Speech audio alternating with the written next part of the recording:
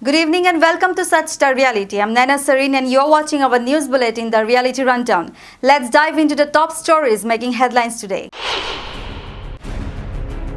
A road accident claimed the life of an Indian Army Jawan in the early hours of the morning in Sarugati village in Assam's Baksa district.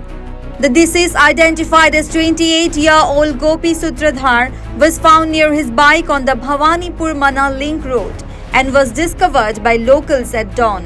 Sutradhar, who had recently returned home on leave, was married and the father of a young girl. Authorities are currently investigating the circumstances surrounding the accident to determine the exact cause. The central government announced the appointment of new governors in various states including Chhattisgarh, Jharkhand, Punjab, Rajasthan and others.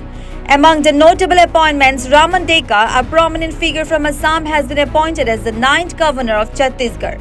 Deka has a long history of political involvement and public service.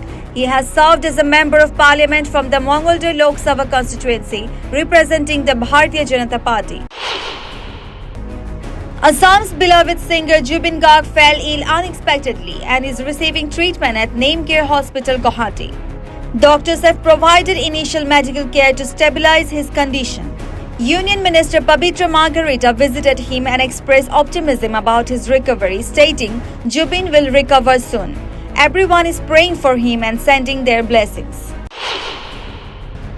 Meghalaya Chief Minister Conrad K. Sangma has strongly criticized the drag performance at the Paris Olympics opening ceremony depicting the Last Supper, calling it disrespectful to religious sentiments. Critics, including Kangana Ranaut, who termed the act hypersexualized and blasphemous, and Elon Musk, who called it extremely disrespectful to Christians, have voiced their objections.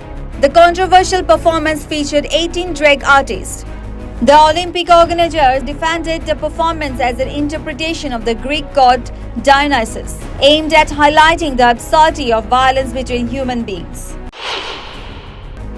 3 students died after being trapped for over 4 hours in a flooded basement at Rao's IAS Study Circle in West Delhi's Rajendra Nagar.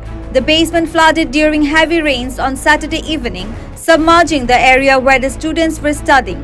Following this incident, students have been protesting. Delhi police have arrested 2 people amid a protest at a coaching center. In a shocking incident, a young woman from Silchar, Assam was brutally murdered in a flat in Delhi. The victim, 21-year-old Sneha Nath Chaudhary, was stabbed to death by her lover Raj Karmakar. Sneha, a gym trainer, was allegedly involved in a long-term relationship with Raj.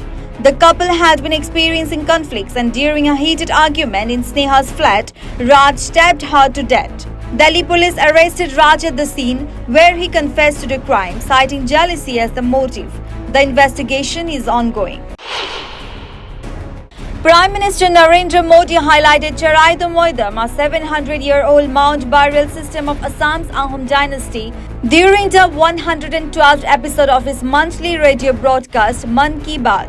In his address, Prime Minister Modi stated Charai Moidam of Assam is being included in the UNESCO World Heritage Site. This will be the 43rd site in India, but the first site in the Northeast. Congress MP Gaurav Gogoi criticized the BJP, accusing them of neglecting the country through their union budget. Gogoi stated that the BJP is focused on saving the government and aiding a few big industrialists, leading to India boycotting the BJP in the Niti Aayog meeting. He described Prime Minister Modi as weak and helpless. Gogoi asserted that the BJP has betrayed and ignored the rest of India and predicted that the party would face consequences in states like Haryana, Maharashtra, Jharkhand and Jammu and Kashmir. India's men's hockey team overcame a first quarter deficit to secure a thrilling 3-2 victory over New Zealand in their Pool B opener at the Paris Olympics. Despite the shaky start, the team showcased resilience and skill, bouncing back to claim the win. This hard-fought victory against New Zealand makes a strong statement in their first match of the Paris Olympics.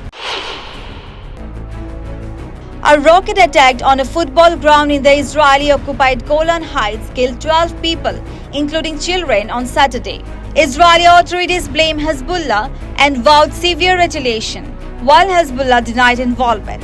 This deadliest strike since the Gaza conflict began has escalated tensions, raising fears of full-blown conflict.